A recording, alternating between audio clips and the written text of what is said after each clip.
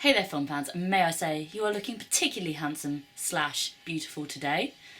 I'm here today to talk to you about the financial blockbuster, The Big Short. I'm sure that like me, when you look at a board of potential movies to watch and you see one is about the house pricing crash in the mid-noughties, you're just like, yes, that's the one for me. For me, for you, all of us. We all want to see stuff about people losing lots of money and potentially becoming homeless that involves lots of complicated finance.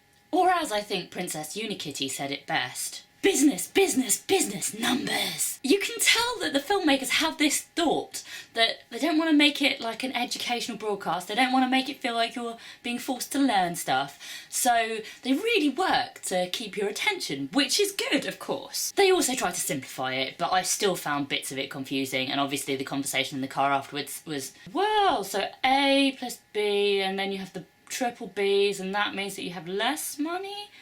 As opposed to, yay, guns, explosions, violence, woo! One of the ways that the filmmakers tried to make it more exciting was to get famous, attractive celebrities in unrelated to the plot situations, do cutaways and get them to explain complicated bits of finance in simple layman's like the bank that crashed, get it?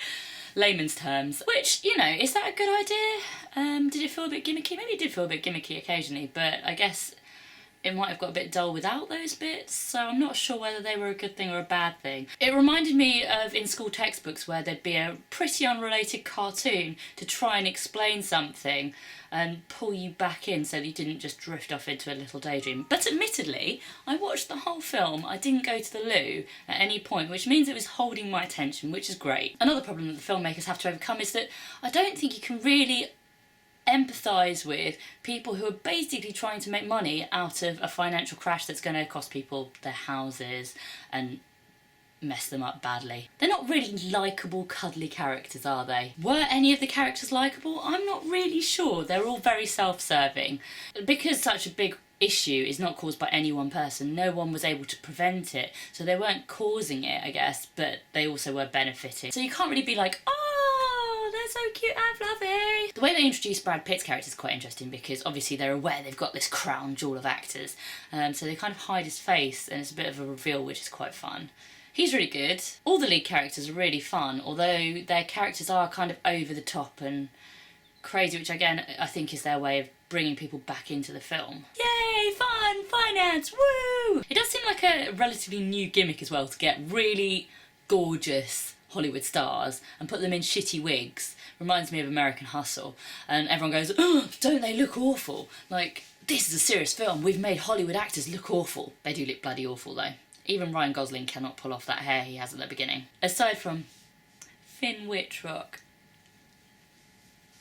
from American Horror Story, who plays Dandy Mott in season 4, and various characters, well, 2 different characters in season 5. I love American Horror Story. If I see any actors from that, I'm always on their side. He was pretty good though as well. Bit of a sausage fest, this film, not a lot of women. And those that are in it are generally half naked in a bath or in a low-cut top, or even Steve Carell's boss. You know, she's a boss, that's good. She gets proved to be fallible, so, you know, and shown up at the end. So that's a minor concern, I guess. Says the girl with all the makeup and the low-cut top talking to you about movies, about finance. It is very funny though in places. It's got quite a lot of zinger lines. One line I particularly liked was, now every loser with $2 or $3 million is going to be doing this. Hey, if I had $2 or $3 million, you can call me a loser all you like, mate. Also, really good soundtrack. Metallica, Jay-Z, Guns N' Roses. Very catchy. I don't know if this is a bad thing, but I did come out, my mind cogs were going, I was really thinking about the film. I feel like I did learn something. It was slightly hard going. Don't know if it's what I really want from a movie. But no, it was well made, entertaining. Overall, recommend. But what did you guys think? Did you enjoy it? Did you learn something today? Let me know in the comments, and do not forget to subscribe to my channel. Make it rain, motherfucker!